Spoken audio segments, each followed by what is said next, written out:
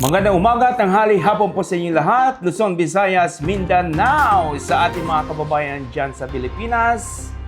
Sana po ay nasa mabuti po kayong kalagayan. And sa ating topic for today, or maybe you have seen this already, to other content creators out there, most especially those from administration, for those content creator of the administration, all right? Na-topic na po nila ito, pero we're just gonna give our mare-react, okay, sa issue nito.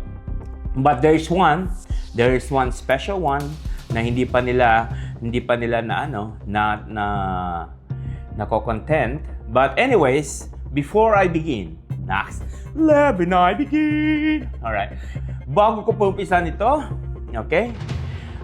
Bago po umpisa nito, nais ko po munang magpasalamat sa lahat ng subscribers ng ating channel and all those people are commenting to our videos and liking our videos. Thank you very much po. And binibigyan niyo ako ng inspirasyon upang sa ganon ay may pagpatuloy ang gawain ito. And to those people na ayaw ng channel ko, you can go away. It's fine by me. And not only that, yung mga content creator, na clickbait. Seriously, guys, you already have thousands of subscribers, thousands of views, and you still need clickbait? And see, this is going on with the administration content creator. There's a lot of them, by the way, and obstructionists. There's a lot of them. In obstructionists, most of them, like 99% of them, are using clickbait. You don't have to do that, guys. Really. Kung ano nasa thumbnail nyo, kung ano nasa title ng YouTube video nyo, dapat yun ang laman. Hindi ito yung title, alright? Pero iba ang laman. Tama ba yun? Ha? Malamang hindi tama yun. Alright? Now, pag-usapan natin ang chismis. Chismis ba? Kasi hindi chismis eh. Ito ay sinabi ni Executive Secretary Bersamin, alright? Bersamin sa isang panayam sa tinatawag na Kyodo News Digest. Okay, dated July 16. And now is July... What July now? July 18? Now it's July 18? Is it? Yeah! July 18. And according to Kyodo News Digest, dated July 16. Okay? Baka sabihin nyo, ano ba yan? Luma na yan. Okay? Pero hapewan lang natin to, no? Okay? Philippines may arrest senator over drug war if ICC asks. This was commented by Executive Lucas Bersamin, right? The Philippines may arrest a senator who served as police chief during then President Rodrigo Duterte fentanyl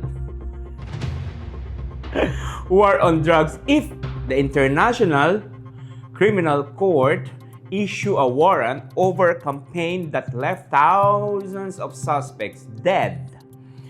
The top aide to current President Ferdinand Marcos Jr. said on Wednesday. Alright?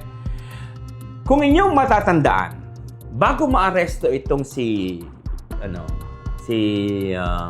Poong nasa rehas, okay, tinanong din itong si Bersamin nun.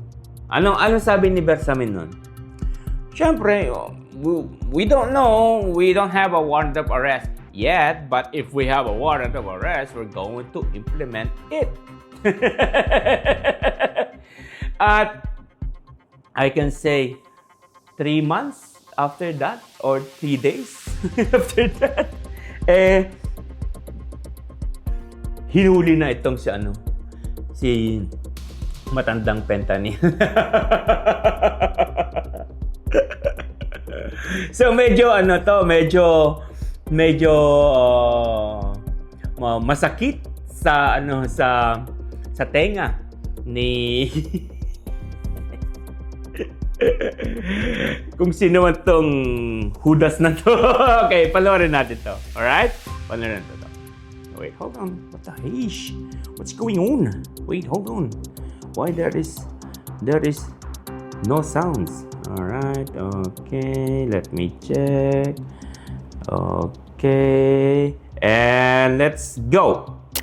Posible umanong maglabas ng arrest warrant ang International Criminal Court para kay Senator Bato de la Rosa. Whoop, whoop, whoop, whoop. So that's Senator Bato de la Rosa. Yari ka, kalbo! Yari ka!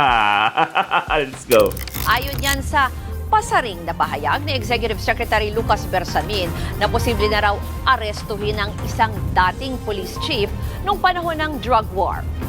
Para po sa detalye live mula sa Senado, nasa frontline ng balitang yan, si Mean Los Baños. Mean, meron na bang reaksyon mula dyan itong si Senator Bato de la Rosa? Ruth, gusto lang daw i-divert ang atensyon ng publiko. Yan ang tingin ni Senator Bato de la Rosa doon sa pagbuhay sa isyu ng posibleng pagpapaaresto sa kanya ng International Criminal Court. Sa isa kasing panayam kay Executive Secretary... Wait. I-divert ang issue? What issue? Yung chismis nyo about FL Lisa, para ma-divert lang yon, sasabihin nyo na gumawa ka mo di umano ang Malacanang ng panibagong issue na pag-uusapan. Dude, this is no longer I can say hidden sa publiko. Okay, everyone knows that there will be a possibility that you, mother, father, were going to be arrested if ICC were going to release a warrant of arrest. Okay? So, Bato, relax. Hindi ka ganun ka-importante. Sa totoo lang. Hindi ka ganun ka-importante sa Malacanang. Okay? So, wag kang feeling-feelingan dyan, brada. Chill lang, ha? Let's go. Lucas Bersamin, sinabi niyang posibleng maaresto ang isang senador na dating nagsilbing PNP chief noong panahon ng drug war sa panahon ni dating Pangulong Duterte kung maglalabas ng warrant of arrest ang ICC. Ruth, sabi nga ni Senator Bato, lumang issue na ang tungkol sa arestuhan. Pero bakit daw binubuhay muli? Wait. Binubuhay muli? Come on, Bato. You're irrelevant, to be honest. Let's go. Tila nililihis lang daw ng palasyo ang atensyon ng publiko mula sa issue na nagdadawit kay First Lady Liza Araneta Marcos sa pagkamatay ng negosyanteng si Paulo Tantoco. Wait. See? Tama nga ako.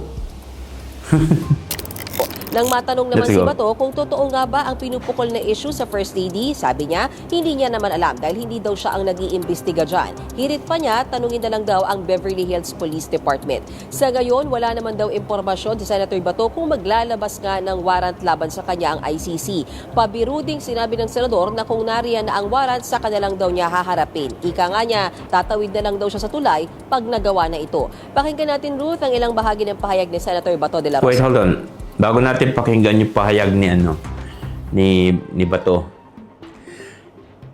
Hindi ka tatawid, Brad. Gagapang ka patawid. Let's go. Diyan, gawin nila. Gawin na anong gusto lang gawin. If they want to commit the same mistake again, then go ahead. Wait, the same mistake again? What? Yung pag-aresto kay matandang fentanyl ay isang big mistake? I don't think so. That's the best thing happen sa ating political channeling sa Pilipinas. Ang pag-aresto sa isang kriminal na tulad ni Rodrigo Roa Duterte. Okay, let's go. Can't do that. Yung ginawa na kay Pangulong Duterte ay napakalaking mistake yun. Kaya man ang mahilig ang mga tao dyan sa Malacanang. Gagawa ng panibagong issue kahit na old issue na, rehashed issue, ay i-recycle nila para lang to divert the people's attention.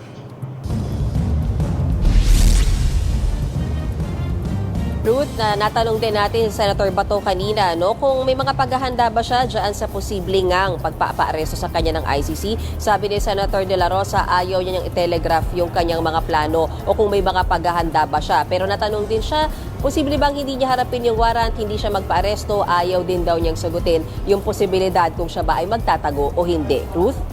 Wait. So, hindi niya sinabi kung anong plano niya. Okay? So, most likely, magtatago yan. Saan? Maybe sa loob ng Senado para may, sabi natin, may drama. Kumbaga, drama. Kailangan ng drama, guys. Kailangan ng drama pag sa pag-aresto sa kanya. And sure, 100%, ipagtatanggol yan ng lamog, ay sabihin natin, panis na keso. Panis na keso. Okay? Hashtag Duterte Legacy. Yay! Oh, kaway-kaway naman dyan, mga DDMs. Hashtag Duterte Legacy. Ano kaya ang hashtag Duterte Legacy na ating pag-uusapan tong araw na ito? Let's go. Tignan natin. Let's go. Ang pamalang lokal para po masolve yung problema sa pagkakaroon rin ng Dolomite. Actually, parte lang po kasi yung drainage system doon sa Dolomite Beach project. Kasi nga, Dolomite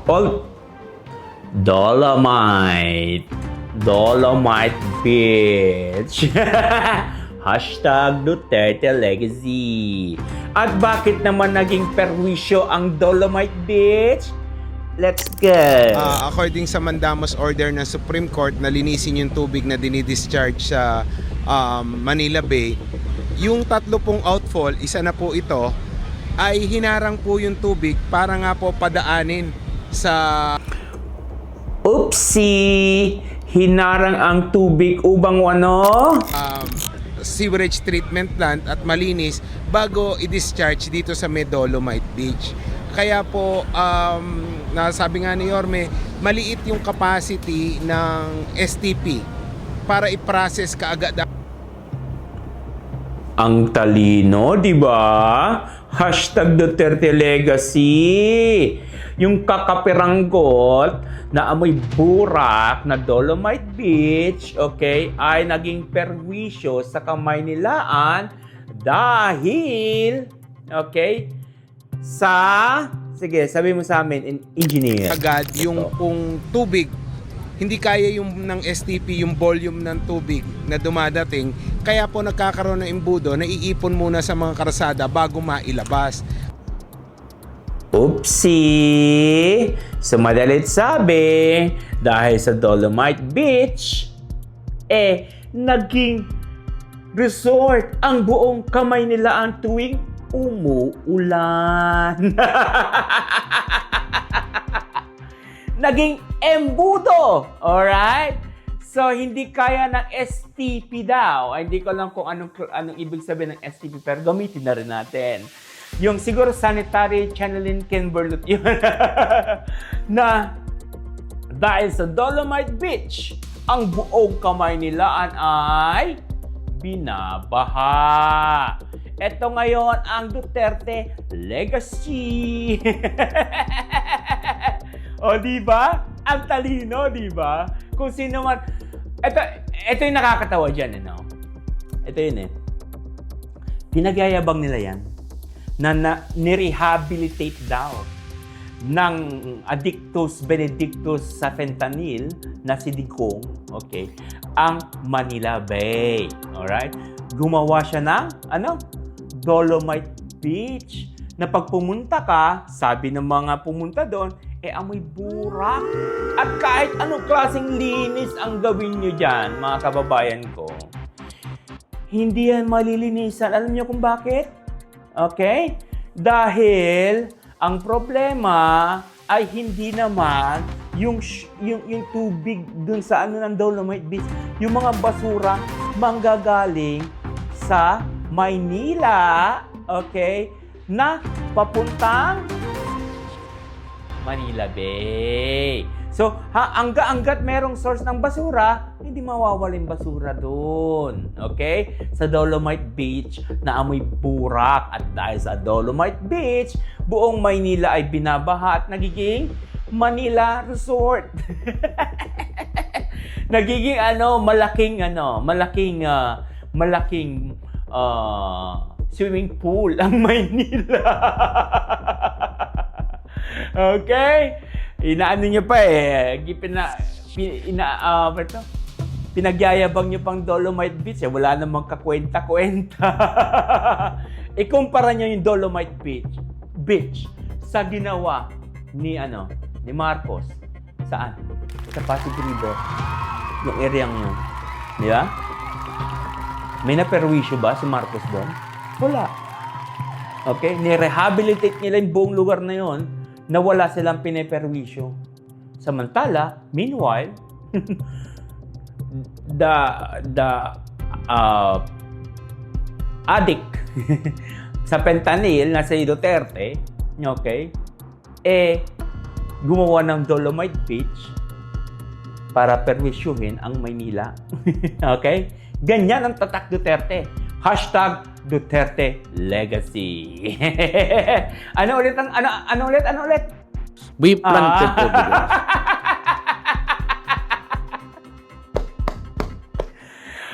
Okay. So hanggang dito na lamang po ang ating reaction video. Reaction video. Okay? Para sa mga recent na pangyayari dyan sa Pilipinas. And kita-kits again ulit sa Lunes. Kasi today is Friday, so enjoy weekend guys, Saturday and Sunday.